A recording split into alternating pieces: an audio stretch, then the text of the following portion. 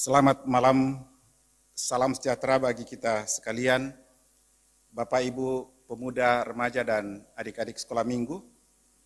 Kita mengucap syukur kepada Tuhan karena atas perkenanannya kita masih boleh mengambil bagian dalam ibadah kolom pada malam hari ini.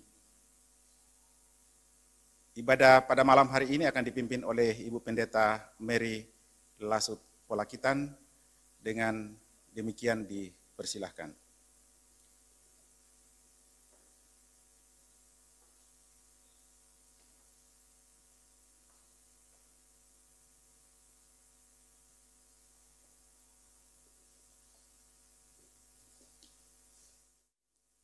Jemaat kekasih di dalam Tuhan, salam sejahtera untuk kita sekalian.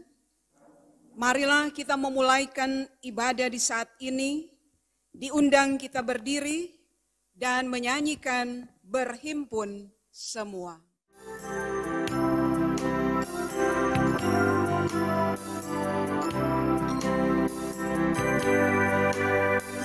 Berhimpun semua menghadap Tuhan dan pujilah Dia pemurah benar.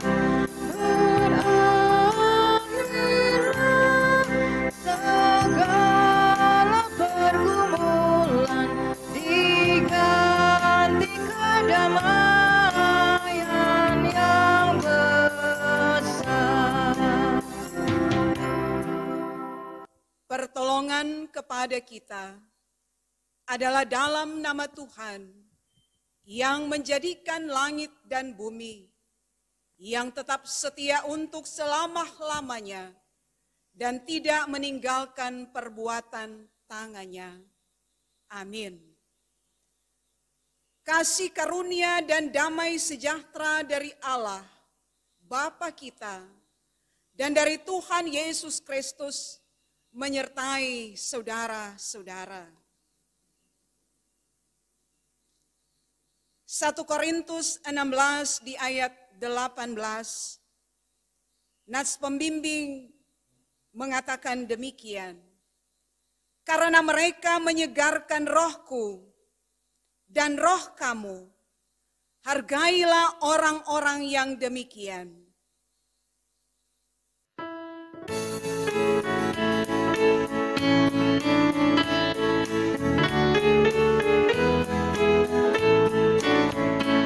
Serikat persaudaraan, berdirilah teguh, sempurnakan persatuan di dalam Tuhan. Bersama-sama majulah, dikuatkan iman, berdamai bersejahtera dengan pengasihan. Jemaat disilakan duduk. Marilah kita merendahkan diri di hadapan Tuhan Allah kita dan mengaku dosa kita kepadanya. Kita berdoa. Menghampiri kekudusan hadirat-Mu ya Tuhan. Jiwa kami gentar sebab besarlah dosa-dosa kami. Kesaksian kami sebagai umat-Mu itu ternoda oleh pikiran, perkataan, dan perbuatan yang tidak berkenan. Padahal hati kami sesungguhnya rindu untuk menuruti setiap kekudusan dan kebenaran-Mu. Tetapi iman kami begitu mudah goyah oleh berbagai godaan yang menggiurkan, oleh kesulitan dan pergumulan hidup. Karena itu ya Tuhan, kami mengaku bahwa kami telah mendurhakai kasih setia-Mu ya Tuhan. Kami tidak layak di hadapan-Mu. Kami datang memohon kiranya kami dikuduskan Tuhan, agar kami layak untuk memuji, memuliakan Engkau. Amin.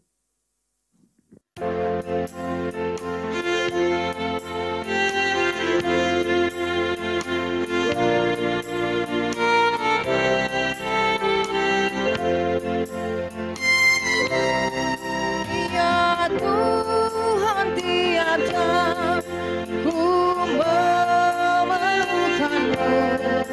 Engkaulah yang memberi sejahtera penuh. Setiap jam ya Tuhan, jika ku perlukan, ku datang juru selamat, berkatilah.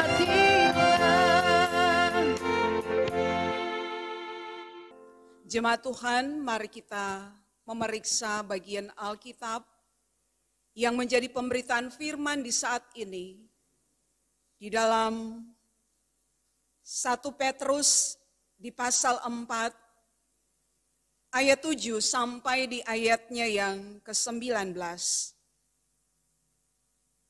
Sebelum kita mendengar merenungkannya, mari kita mohon penerangan Roh Kudus Tuhan, kita berdoa.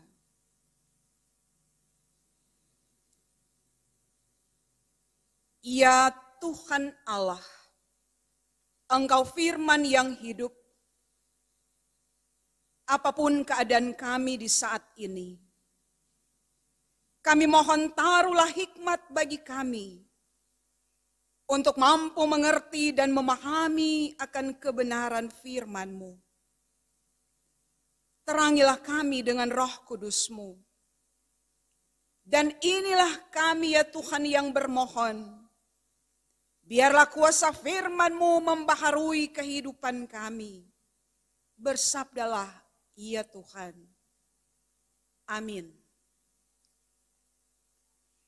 Jemaat kekasih di dalam Tuhan, 1 Petrus di pasal 4, di ayat 7 sampai di ayatnya yang ke-19,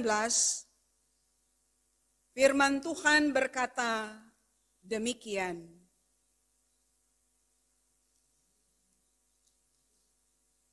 Hidup orang Kristen. Kesudahan segala sesuatu sudah dekat. Karena itu kuasailah dirimu dan jadilah tenang supaya kamu dapat berdoa. Tetapi yang terutama, kasihilah sungguh-sungguh seorang akan yang lain, sebab kasih menutupi banyak sekali dosa. Berilah tumpangan seorang akan yang lain dengan tidak bersungut-sungut.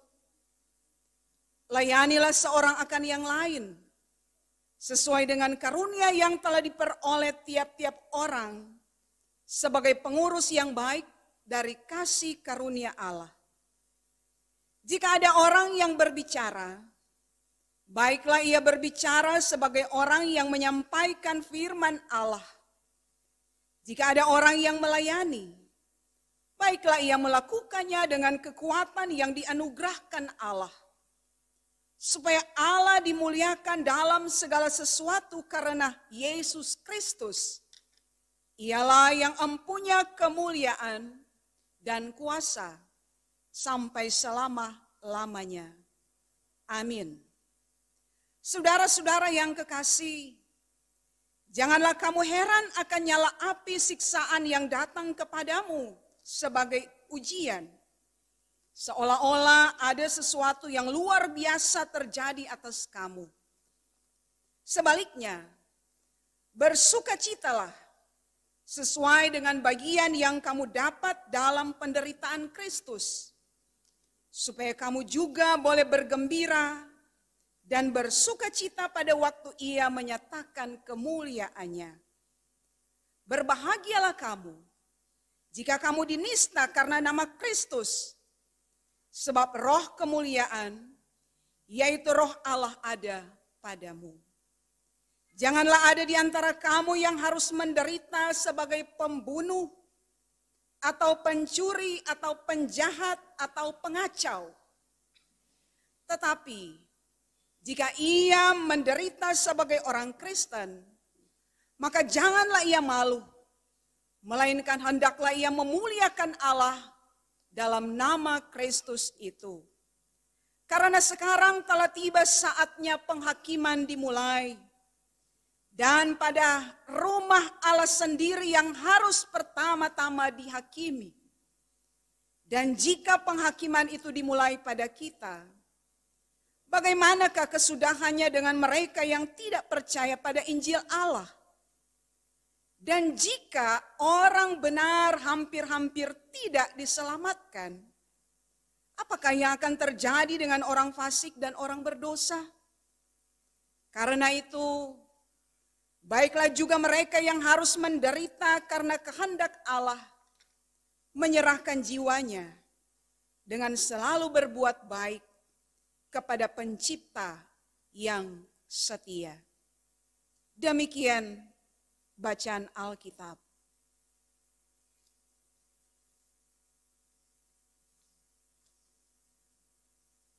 Saudara-saudara kekasih di dalam Tuhan,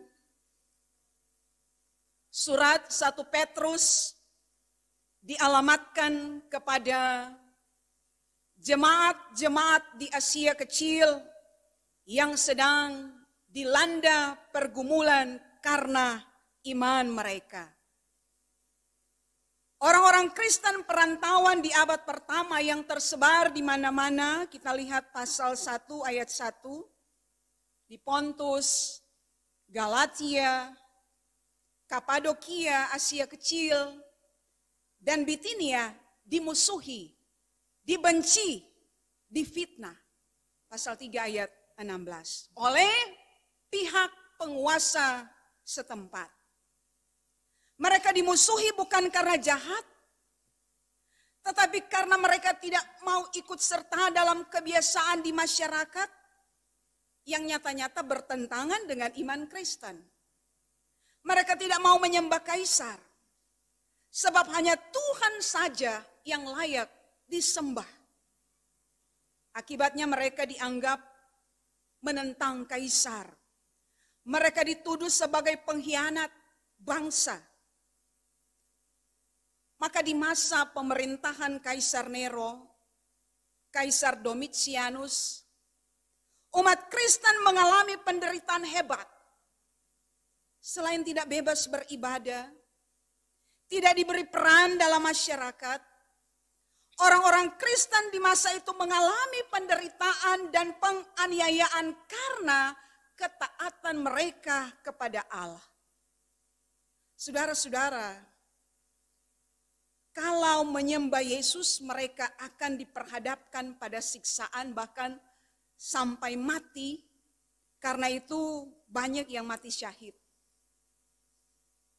Karena dikejar, mereka itu mengalami juga kekejaman, penganiayaan, kesulitan. Sehingga banyak orang Kristen yang mempertahankan iman mereka sampai harus bersembunyi di katakombe, yaitu lorong-lorong di bawah tanah. Disitulah mereka mengekspresikan iman, pernyataan iman akan Tuhan sebagai gembala yang baik. Pernyataan iman mereka kurang pakai bahasa simbol, iktus, yang artinya ya, dorang itu pakai gambar ikan dalam hal ini. Nah, dalam situasi yang sulit inilah Rasul Petrus memberikan bimbingan, mendorong mereka untuk tetap berpengharapan, tetap bersukacita dalam penderitaan sebagai pengikut Kristus. Pernyataan pada ayat 7 bagian A. Di sini mengatakan kesudahan segala sesuatu sudah dekat. Yang dimaksud oleh Petrus, di mana dia memiliki etiket yang baik untuk memperingatkan sekaligus menyadarkan jemaat pada waktu itu bahwa kesulitan-kesulitan hidup yang mereka alami, penderitaan hidup yang mereka hadapi akan segera berakhir. Nah, karena itu sebagai tanggapan iman atas dua kenyataan antara penderitaan dan pengharapan, jemaat diminta untuk menunjukkan panggilan sebagai orang yang betul-betul percaya kepada Yesus Kristus. Sekalipun konsekuensinya menderita. Saudara-saudara, di sini Petrus mau menunjukkan bahwa Yesus telah menjadi teladan bagi mereka untuk bagaimana menyikapi kondisi seperti ini. Ia tidak berbuat dosa. Ketika ia menderita, ia tidak mengancam. Malahan ia sendiri yang telah rela menderita mati di kayu salib karena dosa manusia. Dan ketika dia menjalani derita, dia hanya mengatakan, biarlah cawan ini lalu daripadaku. Ia menyerahkan kepada Bapanya yang di sorga. Luar biasa saudara-saudara. Sungguh ini bukan sekedar penghiburan dan penguatan yang backing sorga talinya. Melainkan suatu penghiburan yang sungguh-sungguh memberi kekuatan. Oleh sebab itu jemaat diajak supaya mereka setia hingga akhir. Semboyan tersebut bukan saja semboyan seorang pahlawan, Robert Walter Monginsidi, tapi ini semboyan setiap pengikut Kristus. Saudara-saudara, dengan memiliki sikap hidup seperti harus ada pengendalian diri, bersikap tenang dalam menghadapi penderitaan dan hidup selalu di dalam doa, saling mengasihi satu dengan yang lain, mengasihi seutuhnya bukan kasih yang pura-pura, kasih yang tulus tanpa pamrih, dan tetap setia melakukan pekerjaan pelayanan sesuai dengan karunia Allah bagi mereka. Itu kita bisa lihat pada ayat 8 sampai 11. Kasihilah, berilah tumpangan, layanilah, bahkan lebih lanjut ayat 12 sampai 14. Soal hal berbicara sebagaimana kita berbicara seperti orang yang menyampaikan firman. Saudara-saudara, di sini juga Petrus ingin menguatkan jemaat dengan mengungkapkan bahwa penderitaan yang dialami mereka karena Kristus adalah sebuah kebahagiaan atau kesukacitaan. Tapi bagi orang, siapa suka mau pilih hidup untuk menderita? Pasti tidak ada. Semua pilih kehidupan yang dijalani dengan sukacita iman. Tetapi mengapa kita harus menghadapi penderitaan hidup seperti sekarang ini? Tetapi yang harus kita lihat bahwa orang-orang Kristen harus menghadapi penderitaan karena penderitaan itu merupakan bagian hidup dari orang percaya. Itu juga mau menyatakan kepada kita bahwa ketika kita menderita, apalagi menderita karena ikut Tuhan mau, maka kita juga telah ambil bagian dengan penderitaan Kristus. Karena penderitaan yang dialami oleh jemaat pada waktu itu, hendaknya tidak membawa mereka untuk melakukan dosa di hadapan Tuhan. Ayat 15a, seperti pembunuh, pencuri, pengacau, penjahat. Tapi di mana hal ini mau mengajarkan kepada jemaat bahwa penderitaan itu oleh karena iman. Selanjutnya dikata oleh Petrus, kalau orang menderita karena Kristus jangan malu. Namun sebaliknya kita tetap memuliakan Kristus. Jangan orang malu untuk melakukan kebaikan. Saudara-saudara, lakukanlah kebaikan. Selagi tidak berdosa, lakukan. Ada orang yang malu untuk melaksanakan tugas dan panggilan, takut diomongin orang. Ya. Ada orang-orang yang baru menderita sedikit, so bersungut-sungut, apalagi kemudian mempersalahkan Tuhan. Petrus mengingatkan lebih baik menderita karena berbuat baik daripada menderita karena berbuat jahat. Sedang so berbuat baik menderita, apalagi mau berbuat jahat. Kemudian kita lihat dikatakan oleh Petrus, kesudahan segala sesuatu telah dimulai. Itu berarti penderitaan tersebut berwujud dari dimulainya penghukuman Allah. Ayat 17 mengatakan itu. Bahkan dikatakan yang terpilih dulu mengalami penghukuman, terlebih lagi apa yang dialami bagi mereka yang tidak percaya. Ayat 17 sekali lagi, sekarang telah tiba saatnya penghukuman dimulai. Dan pada rumah Allah sendiri yang harus pertama-tama dihakimi. Rumah Allah itu adalah orang-orang percaya, bukan gedungnya. Orang yang harus dihakimi. Kenapa? Di sini akan kelihatan apakah dalam perjalanan kehidupan kita itu memuliakan Tuhan ataukah kita tidak setia kepadanya. Karena dia menghakimi secara adil. Kita harus siap sedia dan berani mempertanggungjawabkan iman kita. Saudara, dari cara hidup kita, orang akan menilai. Apakah kebaikan, kesalehan kita benar-benar murni? Kebaikan dan kebenaran itu harus sejalan dengan perilaku hidup seseorang. Sebab seorang yang melakukan kebaikan juga belum tentu benar. Tapi orang-orang yang melakukan kebenaran pastilah itu hal yang baik. Nah, karena itu sekali lagi Petrus mengingatkan jemaat, lebih baik menderita karena berbuat baik jika itu dikehendaki Allah daripada menderita karena berbuat jahat. Ayat 19. Karena itu baiklah juga mereka yang harus menderita karena kehendak Allah.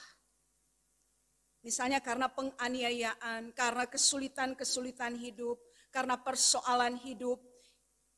Yang diminta oleh bagian firman ini adalah penyerahan diri yang utuh, sungguh-sungguh kepada Allah dan terus melakukan perbuatan baik. Perbuatan baik ini selalu diingatkan kepada kita karena masih banyak orang yang egois, yang mengandalkan kekuatannya sendiri ketika ada kesulitan. Oh, saya mampu. Padahal kita itu orang percaya diajak untuk menyerahkan sepenuhnya kepada Allah dan terus berbuat baik walaupun terkadang maksud baik tidak selamanya diterima baik. Saudara-saudara, sebagai pribadi, keluarga, jemaat, dan masyarakat, orang semua punya tantangan, kesulitan, pergumulan masing-masing. Apalagi situasi sulit yang dialami sekarang ini telah berdampak pada hal yang membawa orang-orang tidak dapat menguasai diri mereka sendiri. Karena pada kenyataannya semakin meningkatnya kriminalitas dalam kehidupan masyarakat. Segelintir orang terpaksa harus menjadi pemangsa pandemi atas kehidupan sesama manusia. Ada yang harus jadi pengacau, perampok, pencuri, penipu, dan lain sebagainya. Hal ini dianggap sebagai jalan keluar dari kesulitan ekonomi. Ini saudara-saudara adalah sedikit gambaran dari kehidupan kenyataan di sekitar kita. Dan hal ini membuat orang percaya untuk tidak memandang sebelah mata. Tetapi terkadang juga para pelakunya adalah saudara-saudara seiman kita. Ini yang menantang kita, saudara. Sebagai pribadi bisa saja kita bergumul dengan masalah kesehatan. Sebagai pribadi kita bergumul dengan masalah karir. Terhambat dengan keadaan seperti ini. Ada hal-hal yang ingin dicapai tapi tidak tercapai di tahun ini. Sebagai keluarga juga, kenapa keluarga kita tidak harmonis?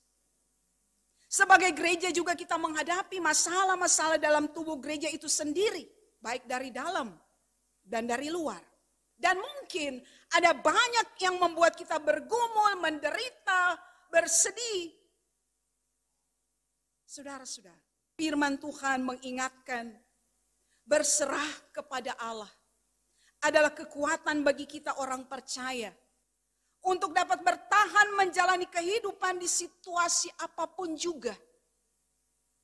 Sebab menjelang kesudahan segala sesuatu menuntut kita orang-orang percaya lebih siap lagi menghadapi penderitaan. Mungkin keadaan COVID-19 sekarang ini ada yang anggap biasa-biasa saja. Karena Solebe dulu kena virus pandang enteng, kepala batu, sok tahu, bahkan hoax. Padahal di Sulut orang sok tahu Solebe dari 1000. Jadi jangan anggap biasa-biasa. Kalau orang cuma pikir biasa-biasa, so jadi luar biasa, orang sonen tahu. Ada orang yang tergolong orang nekat, masa bodoh, tapi juga mereka yang berhikmat. Pandemi telah membawa masyarakat pada pola hidup baru. Dan kita harus beradaptasi aman dari COVID. Sementara itu kehidupan masyarakat harus produktif dalam hal ini. Saudara, kesiapan kita yang bagaimana? Protokol kesehatan kasih serius, perlu gotong royong, waspada, mawas diri, menguasai diri. Jangan membawa kita pada hal-hal yang melanggar kehendak Tuhan. Kalau ada anjuran-anjuran, jaga jarak.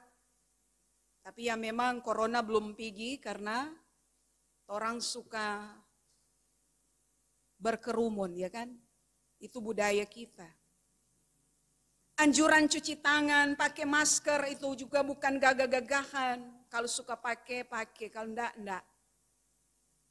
Jaga imunitas tubuh, iko akang. Jangan jadi pembangkang karena ini untuk keselamatan kita semua.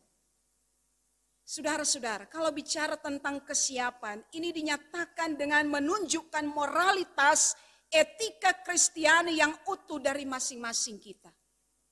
Artinya, kita diberi nasihat bagaimana cara menjalani kehidupan kekristenan kita. Kita harus melayani sesama manusia. Dikata di sini beri tumpangan, jangan bersungut-sungut. Selain juga melayani sesama manusia dalam kasih yang tulus, maka kita juga diajak untuk melakukan hal terbaik untuk Tuhan lewat kehidupan bersama dengan sesama. Selain memberi tumpangan, tidak bersungut-sungut, melayani sesama, tetapi juga dituntut berbicara. Berbicara sama seperti orang yang menyampaikan firman. Sebagai orang yang diberi karunia. Karena ketika kita menyampaikan firman, ada orang-orang tertentu yang harus kita layani supaya mereka tidak kecut hati menjalani kehidupan ini, apalagi dalam menghadapi kesulitan sekarang ini. Amin. Jemaat kita akan memberikan persembahan. Dan mari dengan penuh sukacita kita bersyukur kepada Tuhan.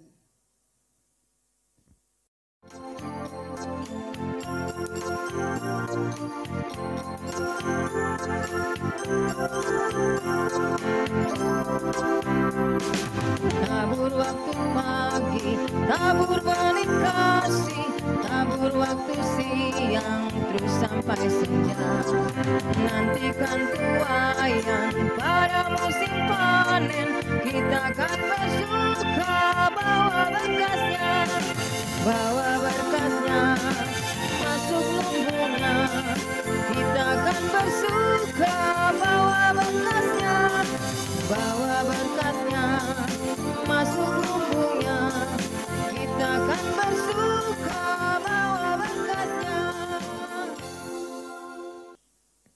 Saudara-saudara, mari kita berdoa.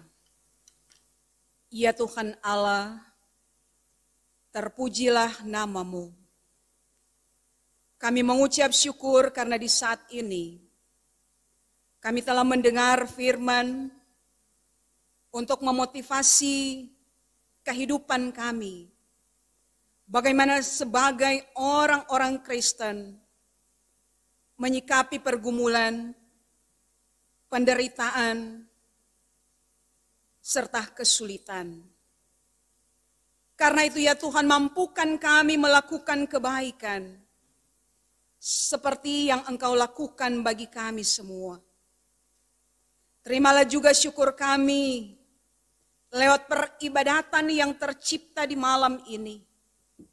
Bapak, Ibu, pemuda, remaja, anak sekolah minggu, berkumpul untuk mengingat-ingat segala kebaikan Tuhan. Dan secara bersama-sama, kami pun masih tetap mendoakan para dokter, para medis yang merawat pasien COVID-19 ini. Kiranya mereka semua dianugerahkan oleh Tuhan kemampuan, hikmat, dan kesehatan ekstra, supaya dalam pelayanan kasih kepada sesama kami manusia, Tuhan memakai mereka dengan cara tersendiri, sehingga mereka yang sakit dalam nama Tuhan Yesus mereka disembuhkan. Demikian pemerintah kami yang terus mengatasi COVID-19 ini, serta dampak-dampaknya. Gugus tugas percepatan penanganan COVID-19, khususnya juga yang ada di kota Manado. Kami semua kiranya Engkau memberi hikmat dan kebijaksanaan bagi pemimpin kami, sehingga mereka dapat solusi yang terbaik dalam mengatasi pandemi COVID-19 ini. Dan hamba-Mu juga berdoa bagi kami sekalian selaku pengikut-pengikut Kristus untuk tetap setia, saling menolong satu dengan yang lain, saling mendoakan, saling memperhatikan, saling mempedulikan, dan sama-sama saling memberi nasihat dengan segala ketentuan-ketentuan pemerintah untuk serius, disiplin, sungguh-sungguh melakukan protokol kesehatan yang akan kami lakoni dalam kehidupan kami, di mana saja dan kapan saja. Apalagi untuk beradaptasi dengan tatanan baru ini, yang mengharuskan kehidupan masyarakat harus produktif dan aman dari COVID-19. Tapi juga ketentuan-ketentuan dan himbauan oleh gereja. Mampukan kami menerapkan semua itu demi keselamatan kami semua. Tuhan, kami juga percaya kasih dan anugerah-Mu itu berlaku bagi setiap kami. Bagi jemaat yang telah menjalani hidup dengan menikmati umur panjang. Kiranya mereka diberkati di usia baru, merayakan hari ulang tahun kelahiran dan pernikahan. Buatlah mereka untuk selalu bersyukur, berdoa, dan berserah kepadamu. Dan bagi mereka yang bergumul dalam penderitaan sakit, Tuhan tolong. Jamalah kehidupan mereka, angkatlah beban penderitaan mereka supaya mereka memiliki sehat dan kuat di dalam nama Tuhan Yesus. Ya Tuhan Allah, kami juga telah memberikan persembahan syukur. Berkenanlah kiranya Engkau memberkati persembahan kami. Dari setiap rupiah yang kami kumpulkan, kami bersyukur atas segala berkat dan peristiwa yang boleh kami alami. Jangan biarkan kami tidak mensyukuri berkat Tuhan. Tapi ketika kami memberi, maka dengan sukacita iman, Kiranya itu menjadi berkat yang dapat menopang kegiatan-kegiatan pelayanan bahkan peri kemanusiaan. Berkati kami ya Tuhan yang sedang beribadah di saat ini. Bapak Ibu pemuda, remaja, anak-anak. Mampukan kami terus menjalani kehidupan dengan tidak melupakan Tuhan. Tapi kami mampu menyerahkan seluruh kehidupan kami untuk kemuliaan nama Tuhan. Berkati kami, para orang tua lanjut usia. Biar mereka boleh menikmati kehidupan bersama Tuhan. Dapat menikmati sehat dan kuat. Dan karena itu ya Tuhan, berdoalah kami juga untuk kelancaran pelayanan di Jemaat Zaitun Karombasan Ranotana Weru. Dari kolom 1 sampai 22. Badan pekerja majelis jemaat, para pendeta, guru agama, penatua dan syamas, kostor pegawai gereja, UPK Bipra, semua perangkat pelayanan yang ada. Biar Engkau buat kami semakin bertekun di setiap gerak pelayanan. Bahkan dalam pemberian diri mereka Tuhan, Engkau memperhitungkannya. Supaya bersama-sama jemaat, mereka boleh bekerja sama melaksanakan kepelayanan yang ada dengan penuh sukacita iman dan boleh menjadi berkat bagi banyak orang. Ya Tuhan, inilah kami yang bermohon kepadamu. Berkenanlah kiranya Tuhan mendengar doa-doa kami. Doa pribadi, doa-doa keluarga, bahkan doa lewat persekutuan di malam hari ini. Kami bawa semuanya itu sambil mengucapkan doa Bapa kami. Bapa kami yang di sorga, dikuduskanlah namamu, datanglah kerajaanmu, jadilah kehendakmu di bumi seperti di sorga. Berikanlah kami pada hari ini makanan kami yang secukupnya, dan ampunilah kami akan kesalahan kami, seperti kami juga mengampuni orang yang bersalah kepada kami. Dan janganlah membawa kami ke dalam pencobaan, tetapi lepaskanlah kami daripada yang jahat, karena Engkaulah yang mempunyai kerajaan dan kuasa dan kemuliaan sampai selama-lamanya. Amin.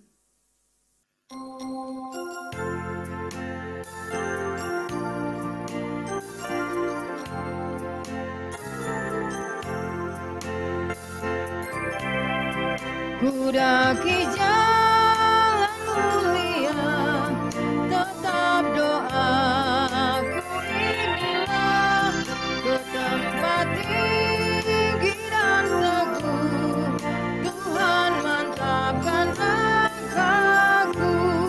Ya Tuhan, angkat dirimu, lebih dekat kepadamu, di tempat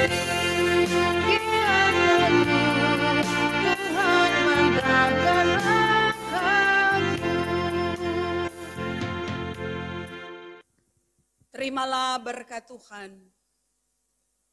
Kasih karunia Tuhan Yesus Kristus, kasih Allah dan persekutuan Roh Kudus menyertai saudara sekalian.